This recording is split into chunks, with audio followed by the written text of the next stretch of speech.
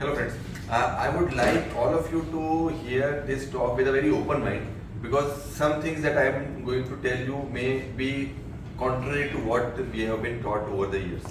So, in your busy OPD practice, you might be seeing a lot of patients who are coming to you with knee pain, and you may be treating them conservatively with injections, with PRP, with Synvisc injections, with physiotherapy, everything, and these patients must be coming to you again and again. So some of these patients are actually those patients who are having problems of early osteoarthritis due to root tears. So root tear is basically a very common but missed identity, which is actually present in about 4.3% of all arthroscopic surgeries. The root tears can be present on the medial side and the lateral side, but here today we are concentrating more on the medial meniscus posterior horn tears. A subchondral edema can be an indirect expression of a dysfunctional meniscus. This lesion was earlier called as a SONC lesion, that is spontaneous osteonecrosis of the knee, but now it has been proven that this SONC lesion is nothing but it is a root tear which is missed. So a natural history, if a root tear is untreated, you can see that this is early osteoarthritis, that is the patient will come to you at this stage you don't do anything. Within an year of progression, the patient develops this. If you follow your patients closely, this will be a very normal thing that you will see in many of your patients. The patients who you present to you with this condition, here the patient had a root tear, it was untreated and it progressed very fast into osteoarthritis within a span of, let's say, 12 years. Why is it so? Because a root tear is actually technically equivalent to a total meniscectomy. Why? Because it is the holding force. So if there is a root tear, the root avulses from there and the meniscus is extruded out. So the meniscus integrity is maintained, but the meniscus becomes dysfunctional. That means that meniscus is there, but it is not serving this purpose. If you are doing total knee replacements, you must be seeing that in many cases you are able to excise a very nice non-damaged part of medial meniscus while doing a TKR. So technically, if the meniscus is intact and it is functional, the patient should not develop osteoarthritis on the medial side because the meniscus acts as a cushion, as a shock absorber. But what happens is because of the root tear, the meniscus becomes non-functional from functional. So even if the whole of the meniscus is there, but it extrudes out medially and it stops serving its purpose, therefore the bone attacks with the bone and it progresses, and this leads to a severe osteoarthritis which may need a knee replacement. So patients who are treated without root repair with either conservative treatments or subtotal meniscectomies have a very high risk of conversion to total knee replacement in their lives, and very fast, very soon they will land up into osteoarthritis. So a root tear will lead to a extrusion or displacement of the meniscus on the medial side. This leads to a loss of shock absorber and hoop stresses. This increases the tibiofemoral contact pressures, which leads to arthritis. This is usually a very common pathophysiology of the root tear. Now there is something which we can do, because previously it was said that arthroscopic surgery is useless for arthritis. You cannot do anything arthroscopy to improve arthritis. Now by definition, a root tear is a tear which is within a centimeter of the root insertion. So sometimes it is avulsion of the tear from the bone, or sometimes it is in the posterior horn but within 1 centimeter of the root. Now there are 4 types of root tears. So this is a Labrade classification. Type 1 is a partial or incomplete. Type 2 is basically a complete tear, but depending on the zone, it can be A, B or C. So if it is within 3 millimeters, it is type 2A. If it is within 3 to 6 millimeters, it is type 2B. And if it is between 6 to 9 millimeters, it is type 2C. Type 3 is a bucket handle with root attachment. Type 4 is a complex oblique tear. Type 5 is a root avulsion fracture. If anybody of you was in PKC, so at that time the surgery what we did was type 4 root tear. And if any of them was in ISCON, then the surgery we did was type 2A. Okay. So this is what it is. So type 1 is a partial root tear here. Type 2, again as I told you, is based on the classification. So if it is type 2C, then there will be a good medial part remaining, and then there will be the meniscus portion. Type 3 is basically a bucket handle. Type 4 is an oblique tear like this. Type 4 is the root avulsion with a bone fragment inside. Okay? Yesterday what we did was, what we saw was close to this. Yes. Close to this with an ACL. So if you see the MRI images, this is a very classical sign. This is called as a ghost sign. Ghost sign means you will not be able to see root at this position. And extrusion is one. So this is basically the meniscus. If you make a straight line between the femur and the tibia, you should be able to, this meniscus should be inside. If the meniscus is outside, that means it is extruded. And if it is extruded, then only this much part of meniscus is serving its purpose. So the amount of meniscus extrusion, what we extruded, is useless. And the other thing which is important is this image, MRI image, is a supine image. So when the patient will bear weight, this will extrude more. So this is important. So if this much of extrusion is there, when the patient is weight bearing, the extrusion will increase more further. And so effectively, if you see this, only about 30% or 40% of the meniscus will be functional when the patient is walking. So the 60% of the patient's meniscus will not be functional in this particular case. So if you see, this is a subchondral edema. This was earlier called as a Sonk lesion. So now this Sonk lesion is now proven that it is because of the root tear. Earlier people used to say that this is subchondral edema, insufficiency fracture or something like that. So here you can see that this is a ghost sign, and this is again a subchondral edema here. So these are all the signs of indirect signs of root tear. Now this is again an important sign. This is called the truncation sign. Normally if you see this lateral meniscus, this blackish line almost merges with the blackish line of the PCL. So this should be intact. So if you see a gap here, a whitish line here, this is suggestive of a root tear. This is called as a truncation sign. Here if you see, just like you see edema on the femur, here the edema is on the tibia. So here you can see that there is a medial overloading and edema, subchondral edema on the medial side of the tibia.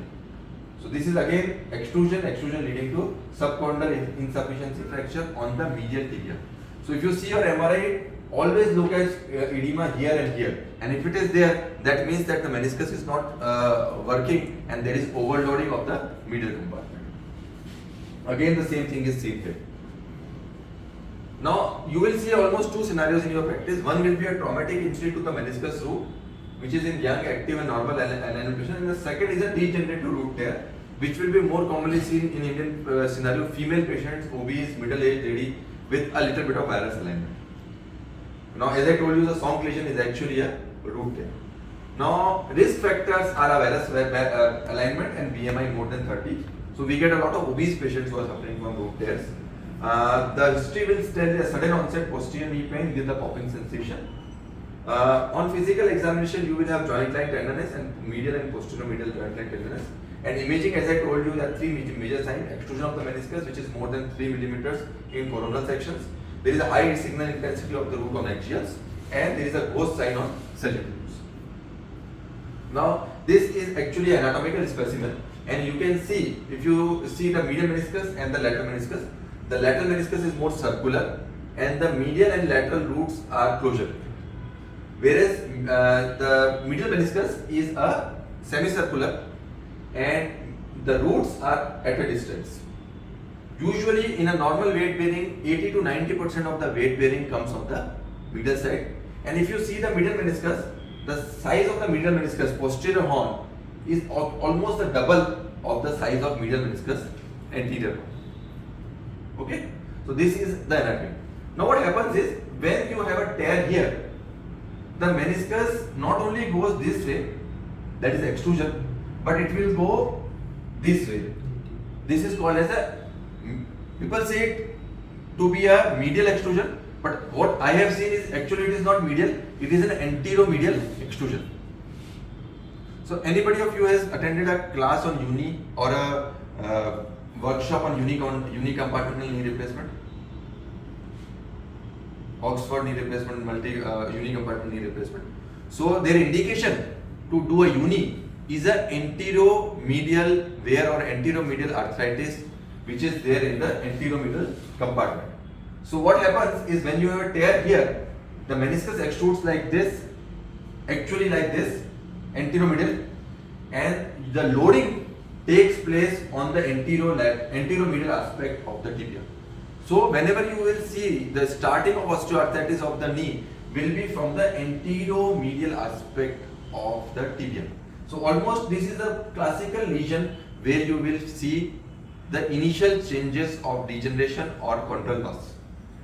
Now that is why whenever you do your scopy, always probe underneath the anterior meniscus, anterior horn of the medial meniscus, and by default you will see some chondromalacia chondral lesion at this particular area, because again this you are seeing in a non-weight bearing position.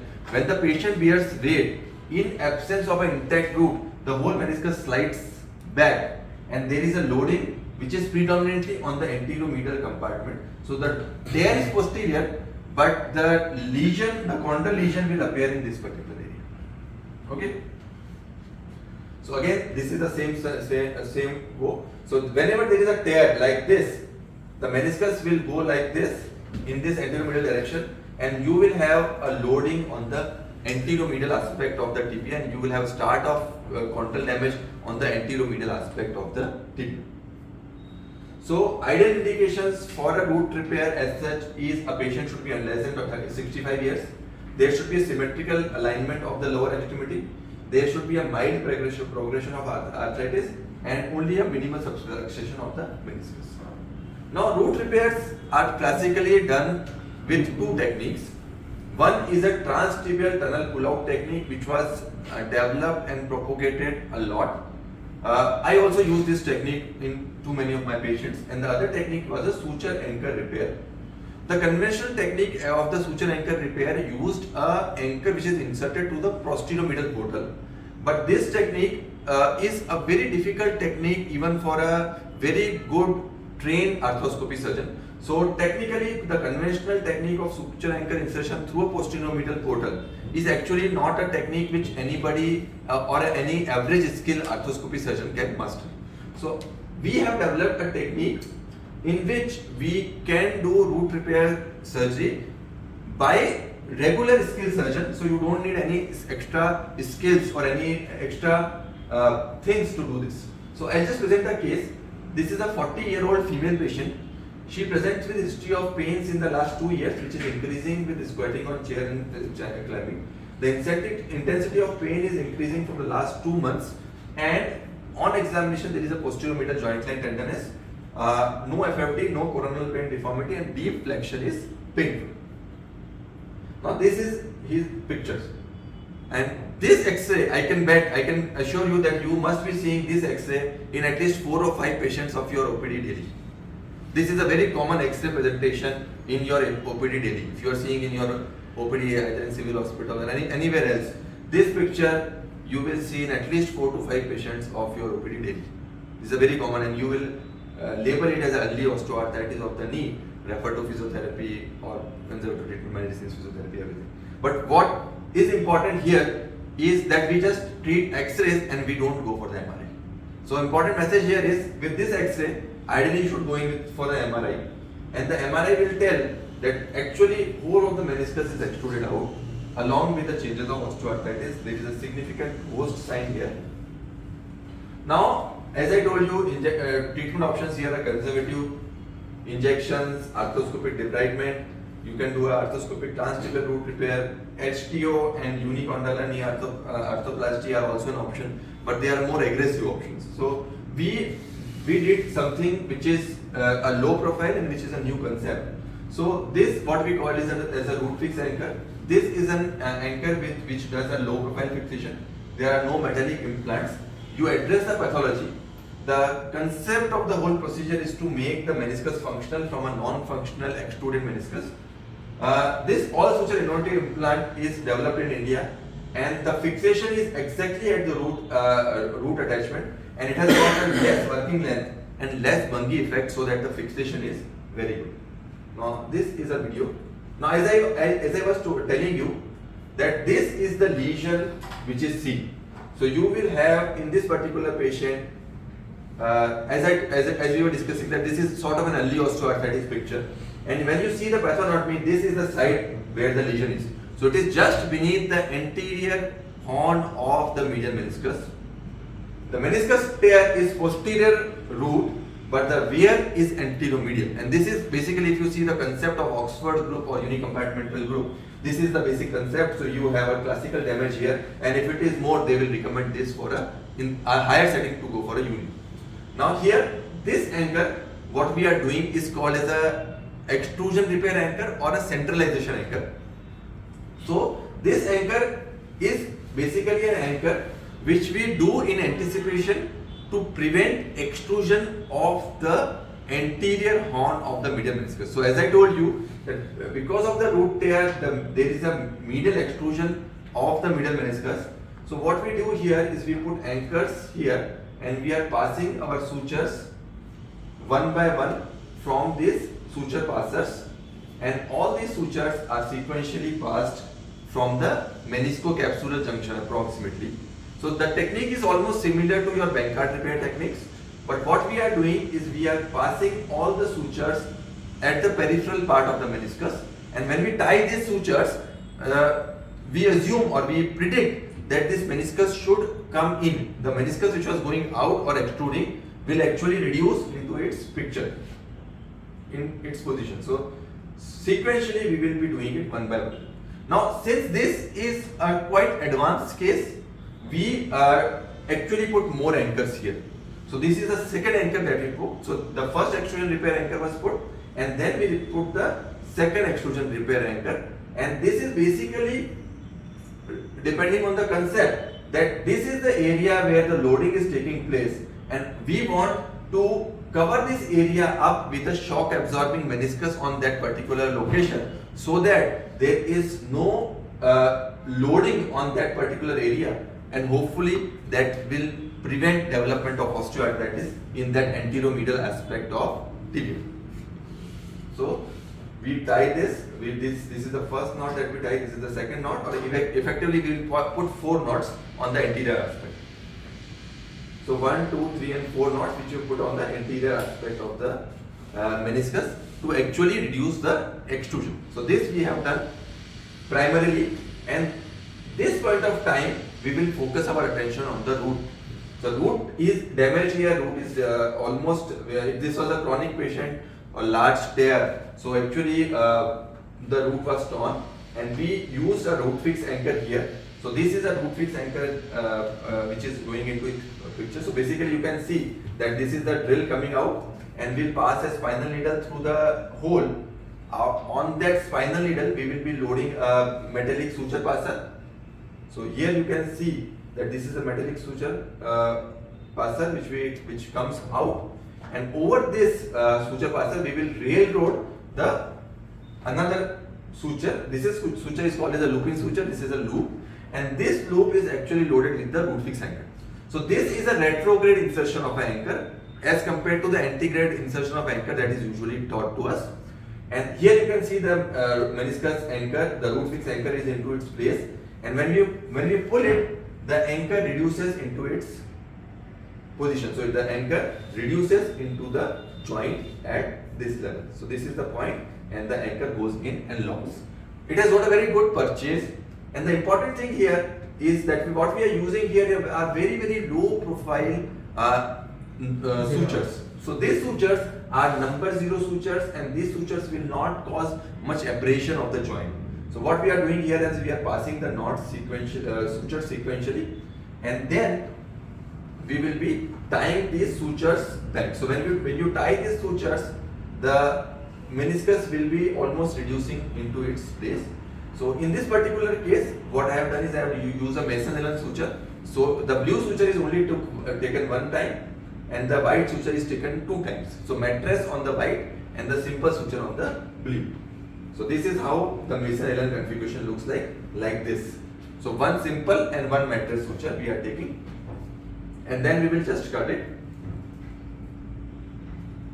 and you can see that the root is now well fixed. So we have put one anchor for the root, we have put two anchors for the extrusion reduction, and as I told you, this is relatively a more injury or a more advanced changes, and we felt that we do something else to actually give more stability. So what we did is we put one more anchor here on the posterior medial compartment to again bring the posterior medial meniscus also into picture. So we put another root fix anchor. So this is the fourth root fix anchor that we have used here, and this anchor again is loaded there. So basically this concept is you do a circumferential reduction of the meniscus into its place to make a non-functional meniscus into a functional meniscus.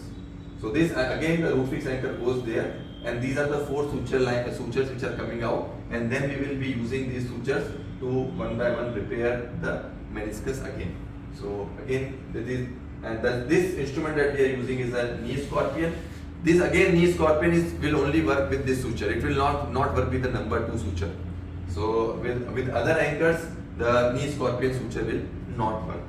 So again we are passing these sutures one by one, and eventually we have passed all the 4 sutures, and then we will tie it back. So what we achieve in the end is actually a meniscus which is probably serving more purpose, making itself more functional as compared to before, and hopefully we could add some years to patient's knees life. So this is, you can see, 1 anchor, 2 anchor, 3 anchor and 4 anchor. So 4 anchor circumferential meniscus reduction technique, and then in the end we have some exposed area on the cartilage, and we did a little bit of microfracture here, so that once this meniscus is becoming functional, you will have some sort of a healing of fibrocartilage in this particular area. Now these, as I told you, the advantages of using the root fix anchor is, as I told you, the type 2B and type 2C patterns. When you have some sort of remnant here, you can do a side-to-side repair also. So not only you can do the repair of the root to the bone, but you can also do a side-to-side repair with this technique. So that is one advantage.